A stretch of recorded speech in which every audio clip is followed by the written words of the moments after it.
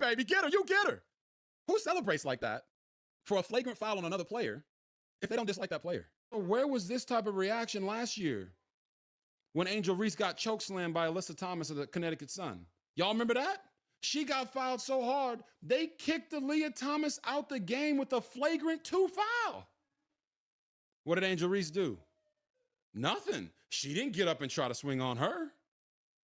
You know why? The reaction was different because of who did it. And there is a lot of history there with Caitlin Clark and Angel Reese. You guys remember last year when Angel Reese celebrated Kennedy Carter getting that flagrant foul on the hip check against Caitlin Clark? You remember that? On the sideline, just, yeah, baby, get her, you get her. Who celebrates like that for a flagrant foul on another player if they don't dislike that player? Okay, you want some more evidence? Here's some more evidence. Remember last year when they were talking about who gets the credit for the expansion and the eyeballs and the popularity boost of women's basketball? Not just the WNBA, but women's basketball in general, because of the spike in the women's NCAA tournament and WNBA viewership. A lot of people were attributing that to Caitlin Clark, and rightfully so. This is what Angel Reese had to say, and I quote, "People are talking about women's basketball. You never would think they'd be talking about women's basketball. People are pulling up to the games. We got celebrities coming to the games, sold out arenas just because of one single game. Just looking at that, I'll take that role. I'll take the bad guy role, and I'll continue to take that on to be that for my teammates. I know I'll go down in history. I'll look back in 20 years and be like, the reason we're watching women's basketball is not just because of one person. It's because of me too. I want y'all to realize that." Now, I've heard a lot of people say that I or others have made Angel Reese the villain. Did you not just hear herself call herself the bad guy? She called herself the villain.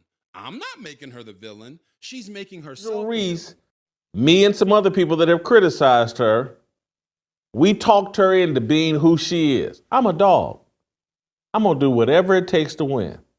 And if that's me down in the low post rebounding, if that's me establishing position within 4 feet of the basket and making them give me the ball, that's what I'm going to do. I'm not going to put it on the floor and hit 3-pointers. I'm not Candace Parker. I'm not Aaliyah Boston. I'm a dog in this low post, and you got to deal with me. That's who Angel Reese is. And Caitlin Clark has to accept who she is.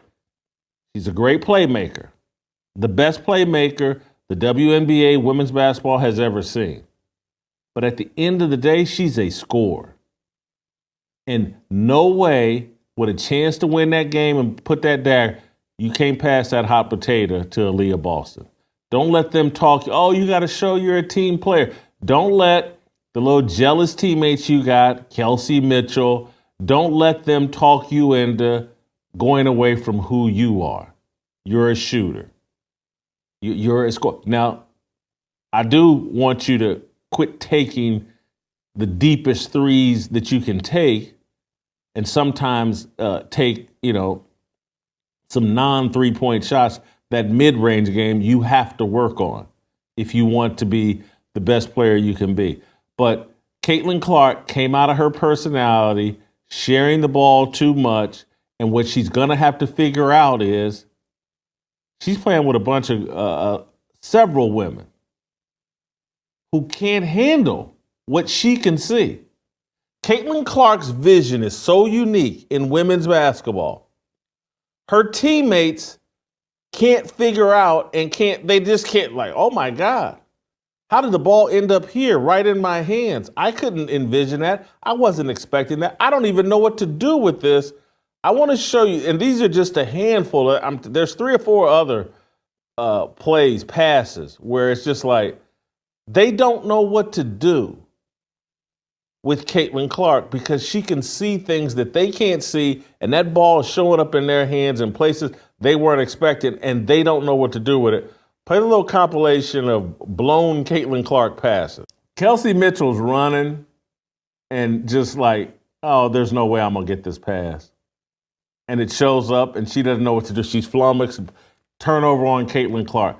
There was a little white girl, maybe Samuelson. It's on the possession, maybe where Aaliyah Boston hit the 3-point shot.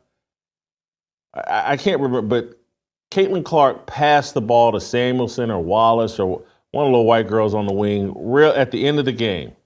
And the little white girl tried to shoot a reverse layup, and it was terrible. But it's like there's a panic that sets in. Oh, Caitlin's passed me the ball. I got to do something. When maybe all you need to do is pull back and look for Caitlin to see if she can get a pull-up three. That's Kelsey Mitchell, got that long bounce pass. No way she can make that reverse layup. Just dribble it back out to the three-point line. Set it up wait for the rest of your teammates. But they're all trying to do too much because Caitlin Clark can do so much. They're trying to do too much because Caitlin Clark can do so much. She can spot them, hit them with passes that they're just not ready. This one right here, the long bounce, just dribble it out to the three-point line. You can't do that. I know Caitlin's dropped you that dime, but it's just too much. They got to get Kelsey Mitchell off the team, to be honest with you. She's playing a completely different game than everybody else on the court for the Indiana Fever. She can't adjust. The coach is in over her head as well through no fault of her own. All right, so I don't know what RG3 is trying to do here, but somebody need to take that mic away from him. I watched that clip. Everybody watched that clip. Angel Reese was fouled. She didn't do the fouling. Okay, in the NBA, you have Draymond Green. Okay, Draymond Green fouls a whole bunch of different guys. Flagrant fouls, goes out to injure players, whatever. I don't think it's because he hates them. I think he's trying to get a win, trying to get underneath people's skin, this type of stuff, just to get the win. All right? But most of the time, when somebody hates somebody, they're going to foul them on purpose. They're going to start the beef. Okay, that's what Draymond Green does. He starts the beef. Remember when he went up to Jordan Poole and, started talking trash and punched him? Okay, Draymond Green starts the beef. If there's beef, somebody usually starts it. That's the aggressor. That's a person who doesn't like the person. This play that happened with Caitlin Clark, Angel Reese was the one who was driving. Okay, and she was fouled. Or whatever, I guess a flagrant foul was called or something like that. It's a little foul out of the ordinary. She didn't do the fouling. So where do you get off saying, the look in her eye could tell? Before you start talking about what Caitlin Clark did, you just pounce on Angel Reese and talk about the look in her eye. Right? If she really hated her, wouldn't she even have clapped back during the game? Wouldn't she even have been the one to initiate this, physical aggression before she was fouled? Like, what you're saying doesn't even make any sense.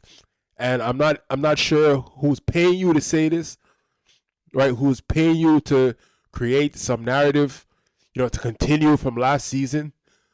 The whole bashing of Angel Reese and the whole fake rivalry between Angel Reese and Caitlin Clark, which sometimes boil down to color. All right, but this is completely off and uncalled for. All right, and it kind of makes sense when Kevin Durant was talking about former NFL players just making all kinds of wild takes. Because this is one of the wildest takes that I've heard all year, and that's something to say from RG3, who makes a lot of crazy takes. Right? This had nothing to do with Angel Reese at all. Just because she didn't react to somebody else the way that she reacted to Caitlin Clark, who cares? All right. We're not going to look at that play and judge it accordingly. Sure, there might be some beef there, from the previous years. They do have a history. Maybe the other players don't have a history with Angel Reese. They had a history from college. All right, so you have to consider that. right? But to go as far to saying that she hates her because of the way that she looked at her after a foul is just nonsense. And that guy's mic needs to be taken away. Right? You need to be maybe go do some high school coaching or something. I don't know what the hell you need to do, but not talking about women's basketball. That's about it. So until next time.